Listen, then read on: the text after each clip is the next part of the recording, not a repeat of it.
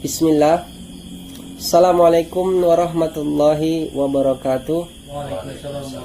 Alhamdulillahi rabbil alamin. Wa bihi nasta'inu ala umurid dunya waddin. Ashhadu an la ilaha illallah wahdahu la syarikalah. Wa ashhadu anna Muhammadan abduhu wa rasuluhu alladzi la nabiyya ba'da.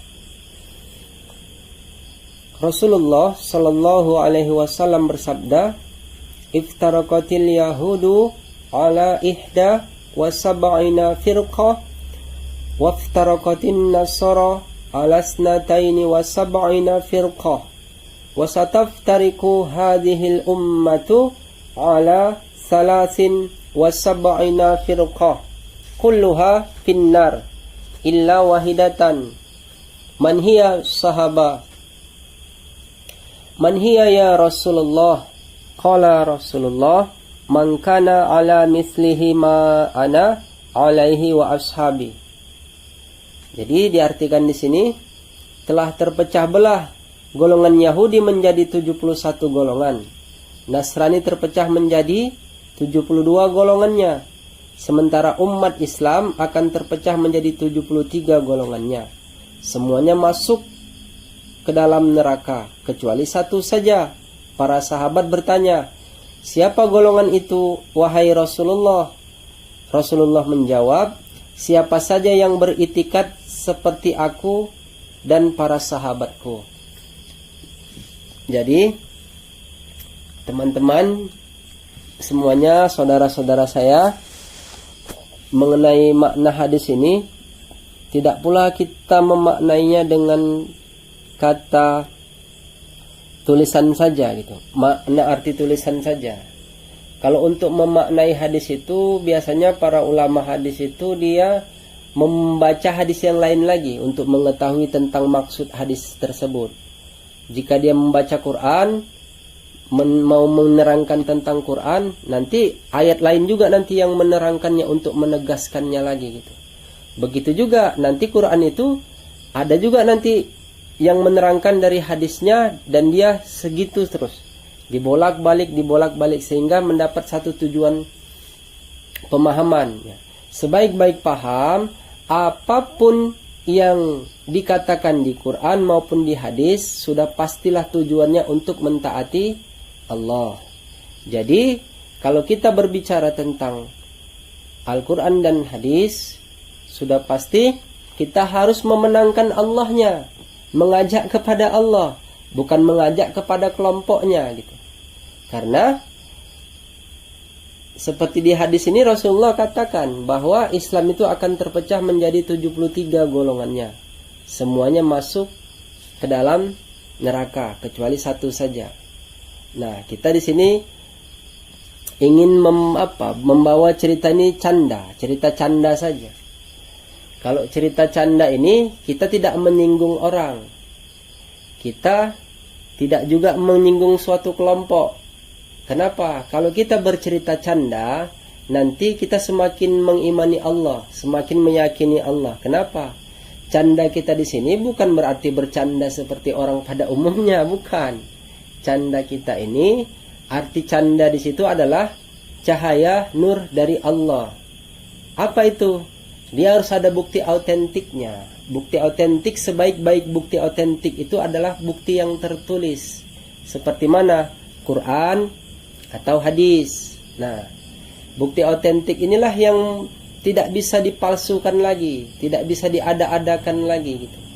Karena Quran ini apabila dia diceritakan, apabila dia dibaca, apabila dia didengar, bersihlah hati orang itu. Gitu. Tapi kalau bercerita yang lain, perkara dunia atau tujuan atau memenangkan kelompok yang lain, nah itulah yang dibilangkan dari Nabi nih. Sekarang timbul pertanyaan, kenapa dia terpecah belah?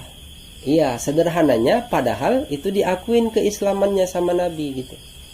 Nggak usahlah kita berbicara yang 73 kelompok yang dibilang Nabi tadi, bahwa kita ambil dua saja. Contohnya yang paling dekat, yang dua mungkin kita mengetahuinya, cuman kita tidak sebutkan gitu. Yang dua ini saja pun, kenapa mereka bertikai gitu? Apalagi yang 73 tadi yang dibilangkan Nabi. Karena mereka berpihak-pihak, berkelompok-kelompok. Contoh bertikainya begini, seketika ditanya, kau Islam? Iya. Tuhanmu siapa? Allah. Nabimu? Muhammad. Kitabmu? Al-Quran. Jadi kenapa kok bertikai? Tuhannya sama Allah. Nabinya sama Muhammad. Kitabnya Al-Quran. Dan agamanya Islam. Sebetulnya yang salah mana nih? Allahnya? Ya nggak mungkin.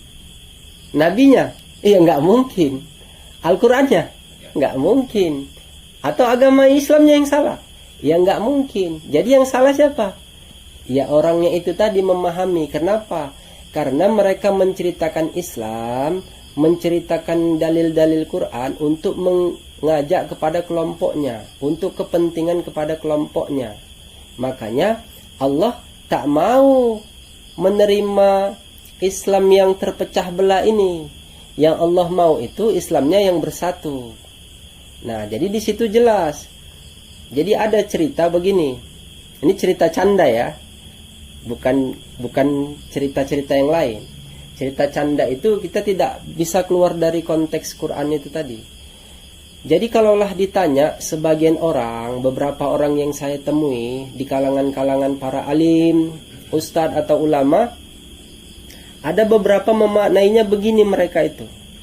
Hadisnya dibaca, tapi memaknai memenangkan kelompoknya seperti hadis yang tadi dibilangkan di sini. Contohnya gimana? Dari yang 73 tadi itu, 72-nya masuk ke dalam neraka, yang satu saja selamat. Nah, begitu. Nah, karena ada ungkapan seperti itu, jadi timbullah pengakuan-pengakuan. Kamilah yang satu itu. Kamilah yang ahli sunnah itu. Kamilah yang benar itu. Kamilah yang mengikut Nabi itu. Semua mengaku semuanya benar. Padahal di situ tidak ada ditentukan siapa yang benar. Yang benar itu siapa saja yang mengikut itikat Nabi dan para sahabatnya. Semuanya itu Islam, sudah diakui Nabi keislamannya. Karena kenapa diakuin Islam? Ya, pasti nanti dia itu mereka mengakuin Allah sebagaimana Islam itu dibangun atas 5 perkara. Arkanul Islami khamsatun. Sahadatu alla ilaha illallah wa anna Muhammad Rasulullah wa iqamu sholah wa ita'uz zakah wa saumu ramadan wa hijjul baiti man istata'a ilaihi sabila. Rukun Islam ada 5. Yang pertama mengakui Allah, mengakui nabinya, mendirikan sholat, membayar zakat, berpuasa di bulan Ramadan, dan berhaji ke Baitullah bagi yang mampu dengan berjalan. Jadi di ini yang 73 ini sudah melakukan itu di dalam menurut konteks hadis ini. Tapi mereka mengakunya itu yang 72 tidak selamat, yang satu selamat, berebutlah yang satu itu jadi perebutkan. Padahal kalau kita ditanya secara pribadi, bukan begitu maksud hadis itu sebenarnya. Maksud hadis itu, Islamnya ini memang dia terpecah karena memang sudah ditetapkan oleh Nabi kita Muhammad SAW. Tapi ingat, di situ yang selamat itu siapa saja yang mengikut itikat sama seperti Nabi. Seharusnya bukan mencari satu yang benar tadi. Seharusnya yang 73 ini dia bertanya, sebetulnya itikat Nabi itu apa dan para sahabatnya. Itikat Nabi dari Nabi Adam alaihissalam sampai kepada Nabi Muhammad sallallahu alaihi wasallam dan para sahabatnya itu, itikat meyakini perbuatannya itu hanya memperkenalkan Allah kepada penduduk bumi ini. Jadi mereka itu dihadirkan Allah ke muka bumi ini itu untuk memberitahu bahwa Allah lah yang Rahman, Allah lah yang Rahim. Dikenalkan Allah itu Allah yang menciptakan. Jadi Allah lah semuanya, masukkan aja yang 99 Asmaul Husna itu, itulah nama Allah tadi tuh. Nah, kenalkan kepada penduduk bumi ini. Gitu. Jadi setiap nabi itu dia membawa suatu kaum-kaumnya, umat-umatnya gitu. Jadi dikenalkannya kepada Allah. Nah, jadi kalau Islam yang 73 tadi ini, mereka itu punya kesempatan untuk selamat. Bukan yang 72 itu tidak selamat yang satu selamat. Ini nggak adil, makanya berantemlah, berebutlah semua. Padahal yang 73 itu boleh dia untuk selamat, asal dia tidak keluar dari rukun Islam yang 5 tadi. Nah, yang 5 itu yang tadi itulah, yang mengakui Allah. Kalau ditanya yang 73 ini, tanyalah kalau nggak percaya, siapa Tuhannya? Allah. Nabinya Muhammad. Mendirikan sholat, sholat, makanya berkumpul semuanya. Jadi kalau mau ditanya, sebetulnya itikat Nabi itu tadi itu mengajak semua kepada Allahnya, bukan mengajak kepada kelompoknya. Makanya kalau di bahasa yang sering kita dengar pada saat mimbar khotib pada hari Jumat kan suka bilang begini Allah. Di situ dibilangkan bahwa khotib selalu menyampaikan untuk mengajak takwa itu, ya ayyuhalladzina amanu taqullah haqqa tuqatih wa la tamutunna illa wa antum muslimun. Hai orang-orang yang beriman, bertakwalah kepada Allah dengan sebenar-benar kamu bertakwa, dan jangan kamu mati kalau belum masuk ke dalam Islam. Kan jadi timbul pertanyaan, sebetulnya sudah beriman, sudah bertakwa, disuruh benar-benar bertakwa, dan jangan mati kalau belum masuk ke dalam Islam. Kan jadi timbul pertanyaan, sebenarnya Islam yang bagaimana yang dimau Allah? Kan gitu kan? Islam yang bagaimana yang dimau Allah? Gitu. Karena apa? Karena di situ ada peringatan, jangan kamu mati kalau belum masuk ke dalam Islam. Nah, yang paling sederhananya kali, kalau saya ditanya, Islam yang dimau Allah itu, karena di sini udah diingatkan Nabi bahwa yang 73 ini tidak selamat gitu. Hanya satu saja yang selamat. Makanya di ayat ini pun diingatkan Allah lagi. Jadi kan timbul pertanyaan, Islam yang bagaimana yang dimau Allah? Jadi kalau sederhananya, Islam yang mengikut itikat Nabi dan para sahabatnya. Timbul lagi pertanyaan. Apa pertanyaannya? Ya, apa itikat Nabi dan para sahabatnya itu? Mereka itu hanya meyakini Allah dan berbuat sesuai dengan perintah Allah saja gitu. Jadi kalau ini sudah Islam, kalau dikaitkan, kalau kita ditanya, jadi ini semuanya nanti tidak bersinggungan. Kalau semuanya sudah meyakini bahwa Allah Tuhannya, makanya setelah kita melaksanakan perintah Islam tadi, Arkanul Islami Khamsatun, kan mengakui Allah dan Nabinya, mendirikan sholat. Nah, kalaulah sudah dia mengakui 5 rukun Islam ini, barulah dia dikatakan beriman. Kalau tidak, kayak mana dia mau dikatakan beriman? Diakuinya Allah, tapi nggak didirikannya sholat, nggak dibayarin zakat, nggak berpuasa di bulan Ramadan, misalnya begitu. Nah, kalau dia itu kan sudah perintah Islam. Makanya kalau dia mau mengakuin Islamnya, diakuinya Allah dan Nabinya, datang perintah. Apa perintahnya? Sholat, zakat, puasa tuh. Tapi kalau dia sudah melakukan itu semua yang rukun Islam tadi, barulah dia dikatakan orang yang beriman. Islam yang beriman. Kalau dia sudah beriman, apalagi perintahnya? Nah, itu perintah orang beriman itu, dia kalau menurut ayat Allah katakan jelas, ya ayyuhalladzina amanu dzkurullaha dzikron katsira wasabbihu bukratan wa asila huwallazi yusolli alaikum wa malaikatuhu liyukhrijakum minadz zulumati ilan nur wa kana bil mu'minina rahima. Jadi, hai orang-orang yang beriman, bertakwalah kepada Allah. Hai orang-orang yang beriman, orang-orang yang beriman, zikirlah kamu berzikir menyebut nama Allah dengan sebutan yang banyak. Kata Allah begitu. Wasabbihu, dan bertasbihatlah kamu di waktu pagi dan petang. Huwallazi yusolli alaikum wa malaikatuhu liyukhrijakum minadz zulumati ilan nur. Allah memberikan rahmat atas dirimu, dan para malaikat itu memohonkan ampun untukmu, dan nanti kamu akan diangkat dari alam yang gelap menuju alam yang terang benderang. Baru masuklah kita ke konteks canda ini tadi. Makanya kita bilang cerita ini cerita canda. Canda di sini artinya kita hanya menceritakan Allah saja. Dalam arti canda itu bahwa Kalau kita bercerita canda, sudah pasti kita bertambah keimanannya. Karena yang kita ceritakan hanya Allah saja. Karena dari arti canda tadi itu adalah cahaya nur dari Allah. Makanya di sini tadi di ayat itu sudah dijelaskan bahwa perintah orang yang beriman itu senantiasa dia harus mengingat Allah dengan berzikir menyebut namanya. Kalau dia sudah berzikir menyebut nama Allah, nanti dia minat zulumati ilan nur. Dia akan mendapatkan diangkat Allah dia dari alam yang gelap menuju alam yang terang benderang. Maksud terang benderang di sini bukan berarti ada lampu, bukan berarti ada matahari, ada bulan, ada bintang, bukan. Itu dibangsakan kepada benda kalau lampu. Ini enggak, dia dibangsakan sesuai ayat di awal tadi, ya ayyuhalladzina amanu, kepada orang-orang yang beriman. Orang ini kan manusia. Makanya untuk menerangkan manusia yang beriman ini bukan sekedar lampu atau tidak begitu. Yang benar itu adalah ilmu. Ilmu itu adalah cahaya. Nah, jadi dari tidak tahu dia menjadi tahu. Tidak tahu itu kan gelap.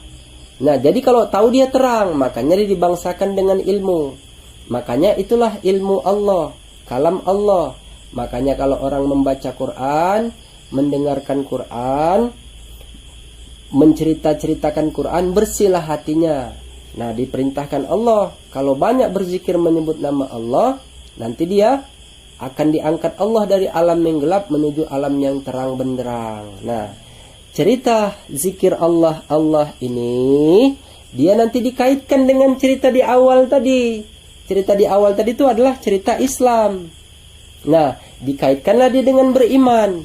Nanti ada juga bunyi hadisnya begini. Islam, karena tadi dikaitkan dengan Islam, kita ambil satu buah hadisnya.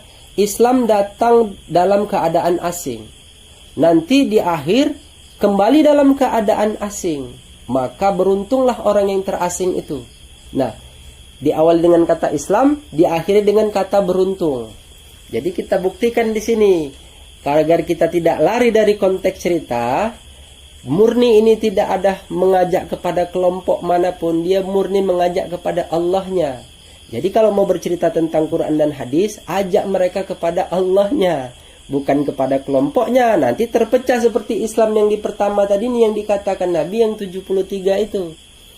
Jadi begini, kalau dikatakan di ayat, dijelaskan di situ bahwa kalau yang mengaku dia Islamnya benar, itu terserah, tidak jadi masalah. Karena mereka banyak pengikutnya. Semakin banyak pengikutnya, semakin banyak yang membenarkannya, terakhir mereka semakin terpecah. Tapi ingat, yang jadi masalah nanti Allah tidak mengakuinya benar. Yang diakui Allah benar itu adalah ada di Quran, dia dijelaskan Allah. Kalau bunyi ayatnya itu sangat jelas. Di situ dibilangkan Bismillahirrahmanirrahim. Innal muslimina wal muslimati wal mu'minina wal mu'minati wal qaniti wal qanitati was sadiqina was sadiqat was sabirina was sabirati wal khasi'ina wal khasi'ati wal mutasaddiqina wal mutasaddiqat والصائمين والصائمات والحافظين فروجهم والحافظات والذاكرين الله كثيرا والذاكرات أعد الله لهم مغفرة وأجرا عظيما. Sadaqallahul azim. Nah, kalau diartikan sesungguhnya, ini diakuin Allah Islamnya, bukan yang 73 tadi nih. Di sini benar-benar Allah mengakuinya.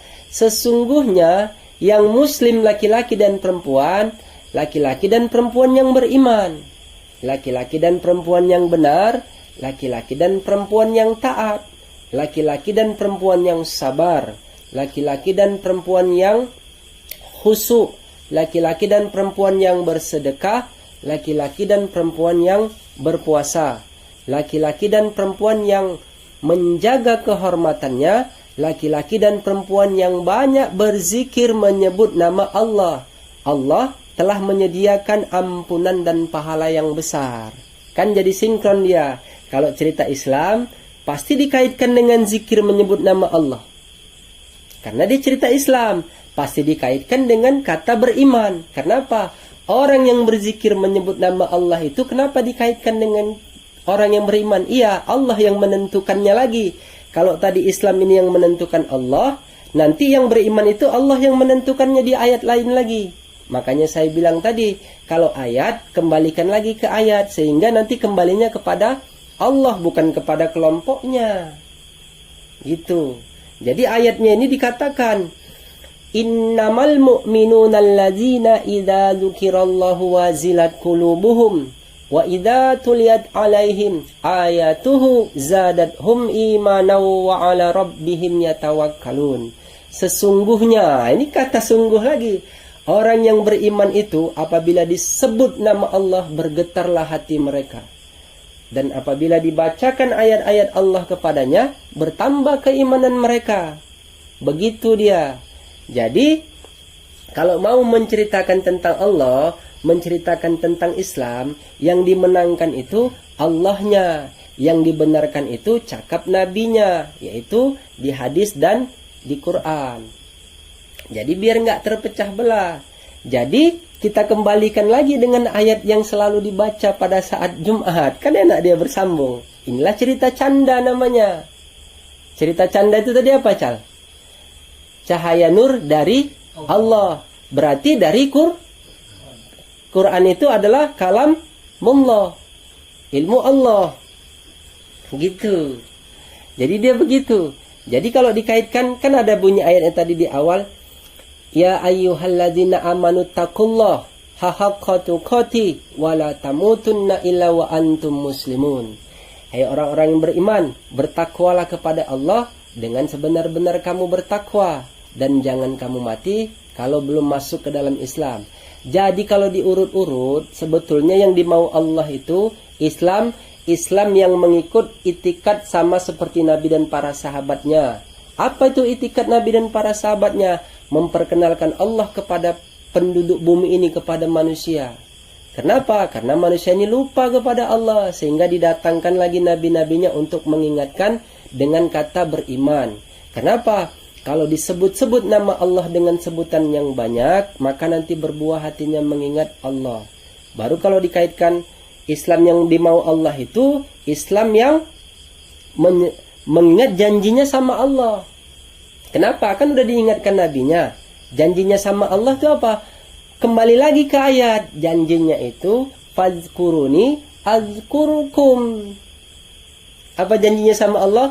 Fazkuruni azkurukum, gitu. Ingat kamu aku, kata Allah, maka aku akan ingat kamu.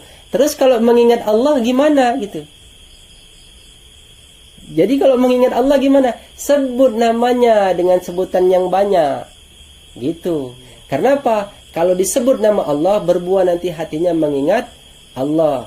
Nah, jadi kan kalau diurut, Islam yang bagaimana nih, wala tamutunna illa wa antum muslimun ini? Kembalikan lagi ke hadisnya. Islam yang mengikut itikat Nabi dan para sahabatnya. Islam yang fazkurni azkurkum, yang mengingat janjinya sama Allah. Apa janjinya sama Allah? Berzikir menyebut nama Allah dengan sebutan yang banyak. Jadi kalau dia sudah berzikir menyebut nama Allah, kembalikan lagi ke ayat yang di tengah tadi. Sesungguhnya Islam yang laki-laki dan perempuan yang laki-laki dan perempuan yang beriman, di akhir ayatnya, wa dzakirinallaha katsiran wa dzakirati a'addallahu lahum maghfiratan wa ajran azima. Jadi kalau orang sudah mengikut itikat Nabi dan para sahabatnya, dia mengingat janjinya sama Allah, fadzkurni azkurkum, lalu dia berzikir menyebut nama Allah dengan sebutan yang banyak, Allah, Allah, Allah.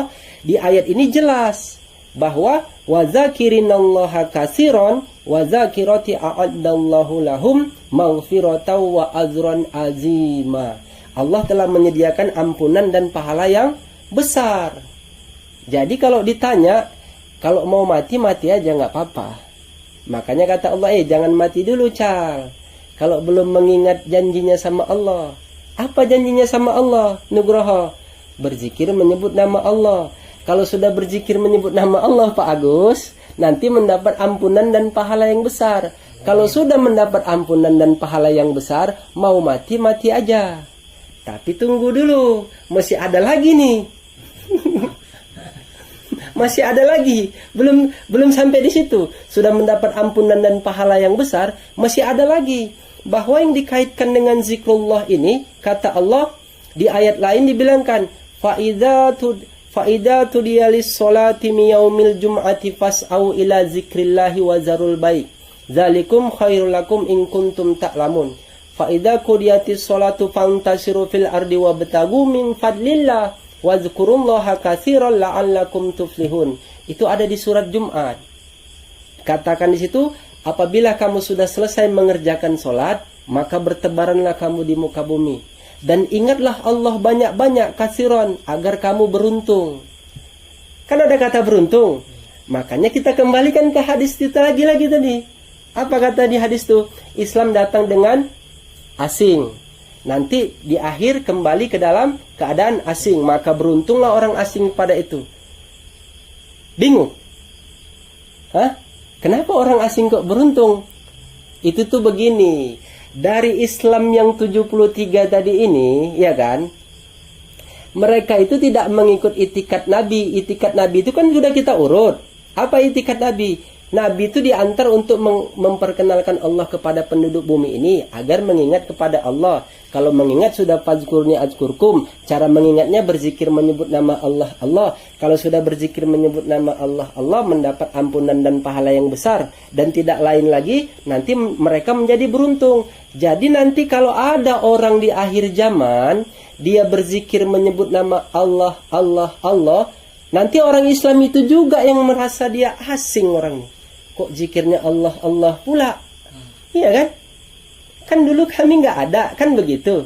Nah makanya asinglah mereka. Asingnya itu bukan dia beruntung. Asingnya itu karena dia berzikir menyebut nama Allah. Beruntungnya dia itu karena dia menyebut nama Allah. Bukan beruntungnya karena asing, enggak.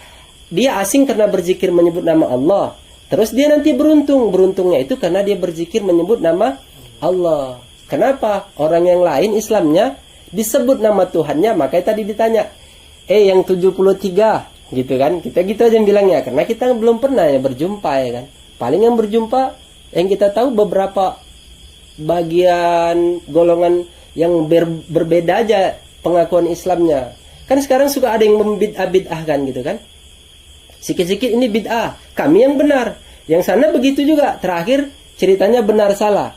Tuh. Kalau sudah ceritanya benar salah, nanti dapatnya dua. Kalau nggak benar ya dapat salahnya. Bagus awak cerita tentang Allah. Mana ada cerita benar salah. Ceritanya tentang keyakinan, tentang keimanan. Jadi yang kita pikirkan, aku diterima Allah tidak ya? Nah, gitu. Jadi kalau diurut-urut mutar dia di situ aja. Ingat yang dimenangkan siapa? Allahnya. Yang dibenarkan cakap Nabinya itu di Quran itu. Jadi kan nggak ada perpecahan itu. Ada pertanyaan? Kayak mana Pak Agus? Ada pertanyaan? Ada Pak Ustaz. Apa tuh? Bismillahirrahmanirrahim. Assalamualaikum warahmatullahi wabarakatuh. Waalaikumsalam. Jadi Pak Ustaz, apakah semua yang menyebut nama Allah itu sama amalnya? Maksudnya ini kan orang yang menyebut nama Allah itu berbeda-beda kelompoknya. Iya. Demikian Pak Ustaz. Coba ulangi pertanyaannya. Apakah semua yang menyebut nama Allah itu sama amalnya? Maksudnya kan orang yang menyebut nama Allah berbeda-beda kelompoknya.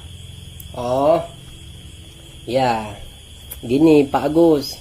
Jadi Bismillah ya. Orang yang menyebut nama Allah itu, karena kan dia tidak lazim pada umumnya. Karena pada umumnya itu yang lazim itu orang kan sehabis sholat membaca istighfar ya. Itu maksudnya. Ada yang membaca setelah istighfar dia nanti membaca tahtim, tahmid, takbir sebanyak 73 kali, ya kan? Ya. Baru mengafdalkan zikirnya dengan la ilaha illallah. Nah, jadi kalau ada itu kan sudah umum. Amalan yang itu sudah benar yang diamalkan itu. Nah, jadi kalau ada pun orang yang menyebut nama Allah Allah itu bukan berarti dia tidak beramal itu tadi. Dulunya pun dia beramal itu. Cuman karena dia mungkin berpindah kepada satu amalan, nah amalan ini dia harus berdiri di atas tarekat, jalan juga. Nah, tarekat itu dia harus dipimpin oleh seorang guru yang mursyid, yang kamil, yang sah diikuti.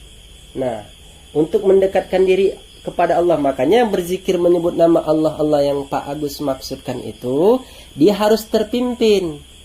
Dia harus ada yang mengajarinya. Bukan asal sekedar baca ayat atau lihat di YouTube atau lihat di buku terus berzikir menyebut nama Allah. Tidak bisa begitu.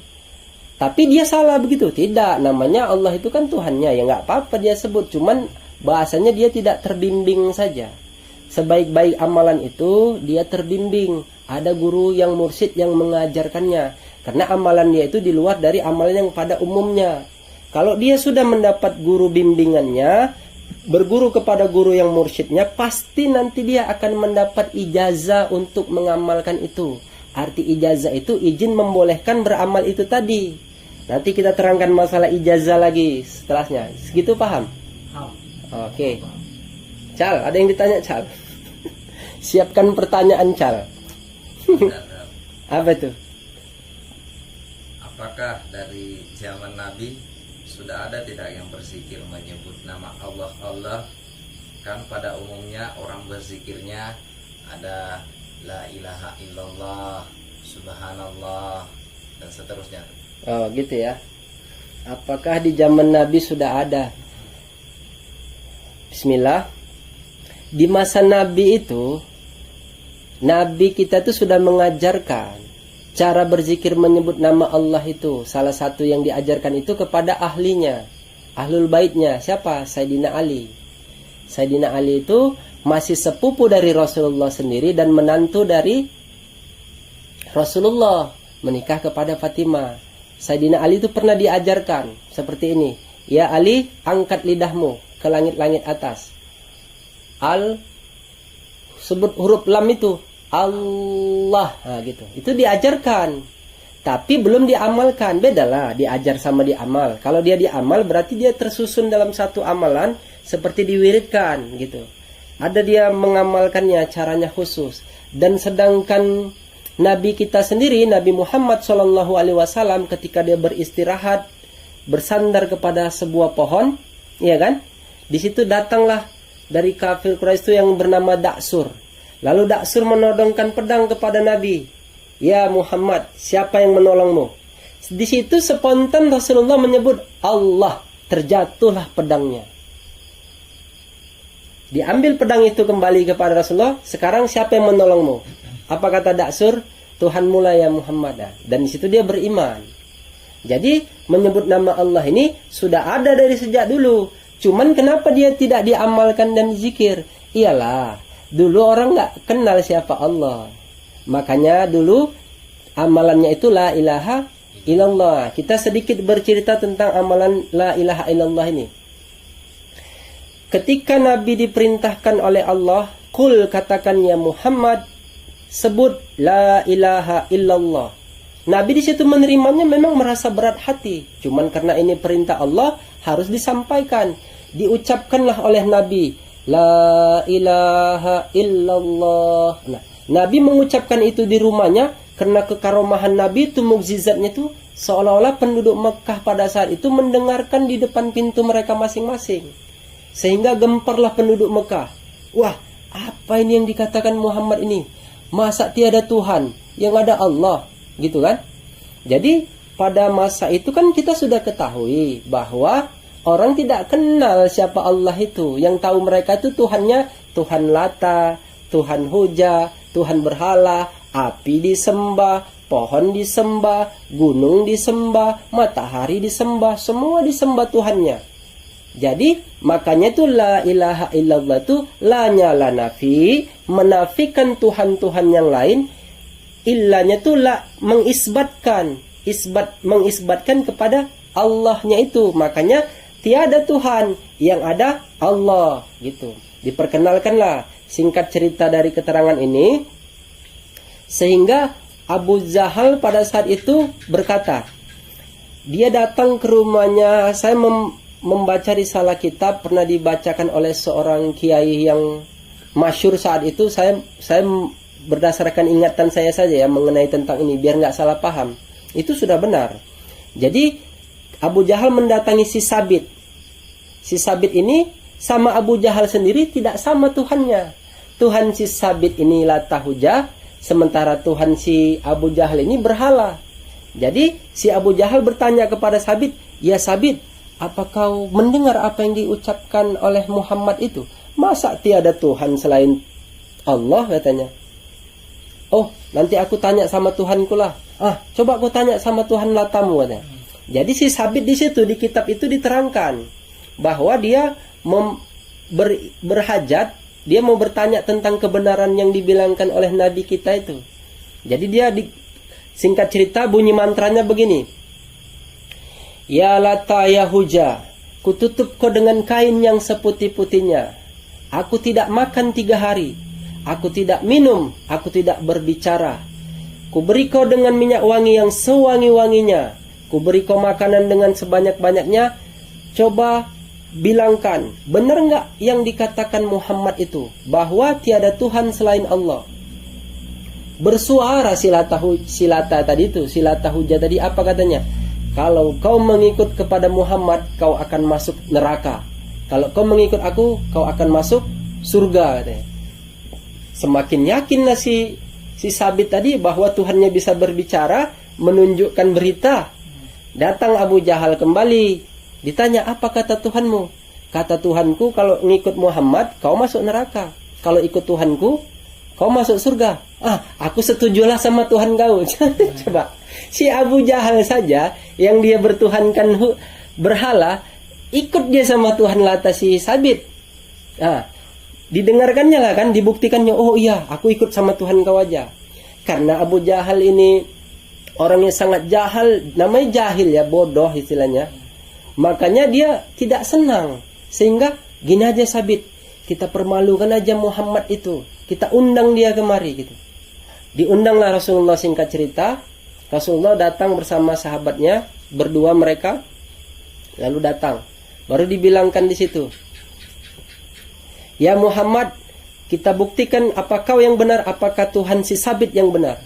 Nah, dibacalah mantranya dan singkat cerita dibaca sama seperti ucapan yang tadi, kalau ikut Nabi Muhammad itu masuk neraka, kalau ikut Tuhan Lata masuk surga. Rasulullah kan tahu bahwa itu siapa yang berbicara. Itu adalah jin yang masuk ke dalam Tuhan Lata itu. Cuman secara prosedural sudah perjanjian dari Nabi Adam dulu, memang si iblis itu mau menyesatkan semua dari Bani Adam itu. Rasulullah tidak membilangkan secara lisan, karena itu kan zahir, permainannya gaib. Tapi harus permainan gaib juga yang memutuskannya. Itulah adab namanya. Walaupun Nabi itu tahu, terakhir Nabi pulang. Ketika pulang, ya kan, di situ si Abu Jahal ingin apa? Ingin membuat suatu kepanitiaan bahwa mau ingin mempermalukan Rasulullah, bahwa nanti kita undang semua penduduk Mekah ini supaya kita dengarkan cakap Tuhanmu ini bahwa yang dikatakan Muhammad itu salah.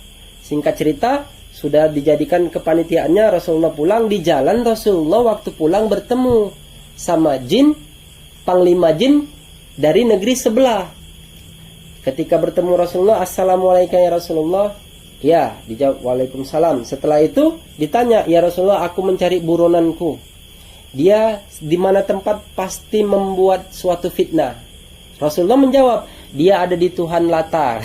Gitu. Rasulullah kan tahu, karena yang bertanya jin. Kalau yang bertanya manusia mungkin tidak dijawab. Pergilah tadi kan. Di situ diterangkan di kitab itu bahwa nama Tuhan Lata tadi itu, yang jin yang di dalam itu adalah nama jinnya Duldul. Nama jinnya Duldul. Makanya jangan ngasih nama anak Duldul. Nanti buat fitnah dia ya kan. Duldul namanya. Jadi di situ dia. Datanglah panglima jin ini, lalu si Duldul disembelih di Tuhan Lata tadi. Nah, besoknya kepanitiaan sudah dibuat. Kumpullah semua penduduk Mekah. Si Abu Jahal dengan berbangga hatinya, "Ku permalukan kau Muhammad di depan orang banyak." Begitulah kan. Ketika dibaca, dikumpulkan singkat cerita, dibacalah mantranya sama si Sabit tadi. di depan orang banyak. Di situ dihadirkan juga Nabi kita. Ya Lata ya Hujah, kututup kau dengan kain yang seputih-putihnya. Aku tidak makan, tidak minum, kuberi kau minyak wangi yang sewangi-wanginya. Coba sebutkan, beritakan kepada kami, benar nggak yang dikatakan Muhammad itu bahwa tiada Tuhan selain Allah? Gitu. Jadi dijawablah sama Tuhan si Sabit tadi, si Lata tadi. Kalau kalian mengikut kepada Muhammad, kalian masuk surga. Kalau ikut sama aku, kalian masuk neraka. Wah, dianggaplah semua itu sihir katanya. Tetap nggak percaya juga mereka. Mendustakan, tetap didustakan mereka. Namanya udah Abu Jahal. Itulah, tapi sebagian dari itu percaya. Nah, singkat cerita, inilah cerita canda tadi. Kembalikan lagi kepada cerita Allah tadi. Gimana Nugroho? Itu pertanyaan si Cal. Oh, tadi la ilaha illallahnya udah paham ya? Bahwa sejarahnya tadi itu begitu. Jadi begini Cal. Jadi kalau kita sebagai orang muslim, kenapa zikir Allah-Allahnya ada di saat ini sekarang? Kenapa dulu enggak? Iya, kalau dikatakan siapa orang yang mengamalkan sehabis sholatnya, tidak bergerak dari tempat duduknya, lalu dia membaca istighfar, astagfirullah, baru dia mentauhidkan Allah, la ilaha illallah wahdahu la syarikalah, lahul mulku wa lahul hamdu yuhyi wa yumitu wa huwa ala kulli syai'in qadir, sebanyak 10 kali, lalu dia memberi salam, Allahumma antas salam wa minkas salam wa ilaika ya'udu salam, dan seterusnya. Baru dia memohonkan ampun, Allahumma ajirni minan nari, Allahumma ajirni minan nar, itu sebanyak 7 kali. Lalu dia membaca tahtim sebanyak 33 kali, tahmid sebanyak 33 kali, takbir sebanyak 33 kali, dan membaca sebagian ayat Quran, dan diafdalkan zikirnya dengan la ilaha illallah, maka diampunkanlah dosanya sebanyak buih yang ada di lautan. Bagi orang yang mengamalkan itu tadi, sehabis sholatnya. Sehabis sholat berarti 5 waktu. Jadi kalau mau mengamalkan itu, jangan nggak 5 waktu, nanti maghrib gitu, zuhur nggak gitu ya. Ini main-main beramalnya. Kalau kita dulu begitu. Tapi sekarang kita udah beramal zikrullah. Nah, kenapa begitu? Iya, di sini ada perbedaannya. Bukan itu tidak benar. Inilah amalan kifarat namanya. Nanti di akhir zaman, dia ditegaskan lagi bahwa zikir Allah ini memang ada. Bukan berarti itu tak benar. Itu benar. Menunggu ini dia datang, itulah dulu lebih utama diamalkan. Tapi setelah adanya zikrullah, maka zikrullah lah lebih utama diamalkan. Sebagaimana bak contoh seperti ini. Kita pergi ke masjid, ya kan? Mana lebih utama? Kita datang ke masjid itu duduk baca Quran dan berzikir, atau sholat sunat tahiyatul masjid? Tahiyatul masjid, benar ya? Yakin dah. Oke, setelah sholat sunat tahiyatul masjid, kita tunggu baca Quran, kita tunggu sambil zikir-zikir, lalu azan. Mana lebih utama, terus membaca Quran atau terus berzikir atau menjawab azan? Menjawab azan. Nah, jadi jelaslah bahwa keutamaan itu ada bila mana bertemu waktu dan tempatnya. Apa bisa sholat sunat tahiyatul masjid di rumah? Apa bisa menjawab azan kalau belum ada yang azan? Nggak bisa. Zikrullah ini pun juga sama. Sebelum datangnya zikrullah, karena belum ada yang memerintahkannya. Karena zikrullah ini adalah perintah Allah. Kalau ada suatu urusan perintah, berarti ada amir yang memerintahkannya. Gitu. Nanti kalau sudah ada amir yang memerintahkannya, adalah makmur yang mengerjakan perintah itu.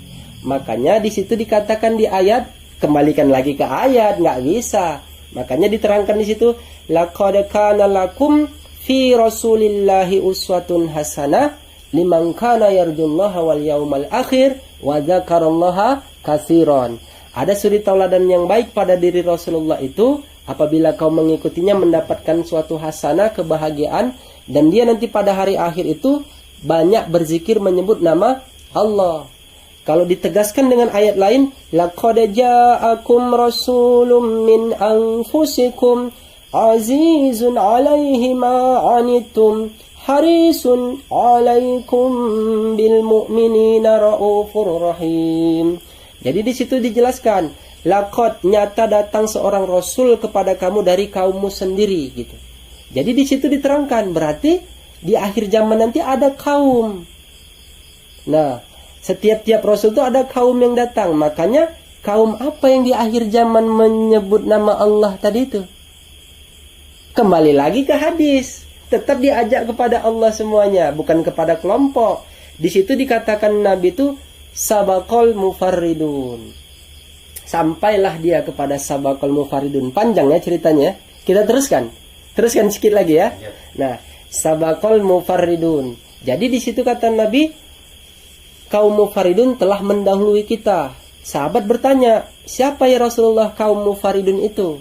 Mereka itu al-mustahtaruna fi zikrillah yad'u ila Allah qiyamatil khifafa. Itu salah satu hadisnya. Banyak hadis yang lain menerangkan ini. Yang artinya mereka itu sangat mencintai sekali kepada Allah dengan zikir menyebut nama Allah. Mereka nanti pada hari kiamat menghadap kepada Allah khifafa, ringan tanpa beban dosa.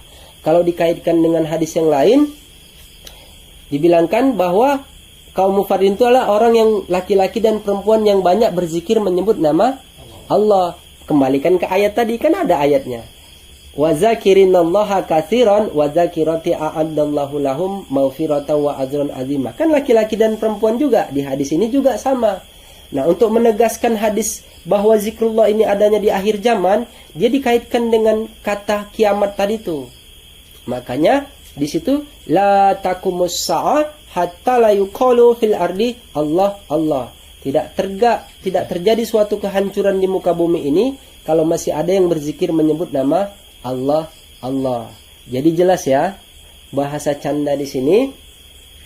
Karena ini sudah waktunya sudah larut, ya kan? Sudah panjang lebar kita berbicara. Nanti kita sambung lagi. Masih ada cerita canda berikutnya. Gimana? Jelas ya? Jelas. Canda. Jadi ingat bahwa semuanya itu kalau dikaitkan Islam, iman harus dikaitkan dengan Allah kepada Rasulnya dan juga kepada perbuatannya, gitu. Jadi jelaslah dia, tidak bisa asal-asal kita menjelaskan itu. Ada saya mengajak kepada kelompok? Tidak. Nggak ada kan? Jadi murni dia mengajak kepada ini tadi. Nah, nanti kita bercerita tentang siapa yang membawa Islam ini nanti di akhir zaman. Sudah pasti saya kasih tahu kode etiknya, istilahnya begini. Apapun ulamanya di masa ini, sebesar apapun kemasyurannya, sebanyak apapun kesohorannya, apabila nanti pada akhir zaman nanti ini, pada saat sekarang ini dia tidak ikut dalam panji yang dibawa oleh Imam Mahdi atau Al-Mahdi, maka sia-sialah amal yang dibuatnya. Karena tolak ukur yang menjadi benar nanti, kalau tadi mengaku-ngaku Islamnya, tolak ukurnya adalah yang mengikut Imam Mahdi. Kalau mengikut Nabi sudah jelas kita tidak bisa. Karena Nabi sudah membawa para sahabatnya. Yang kita ikut itu bukan nabinya, tapi cakap nabinya. Kalau nabinya kita ikut nggak bisa, karena masanya sudah berbeda. Sekarang ini masanya siapa? Eng kan gitu kan? Ya udahlah, kita tunggu aja nanti di cerita berikutnya. Mungkin itu saja yang bisa saya sampaikan. Mungkin dapat diambil manfaat. Saya akhiri dengan Subhanakallahumma wa bihamdika asyhadu an la ilaha illa anta astaghfiruka wa atubu ilaik. Assalamualaikum warahmatullahi wabarakatuh. Waalaikumsalam warahmatullahi wabarakatuh.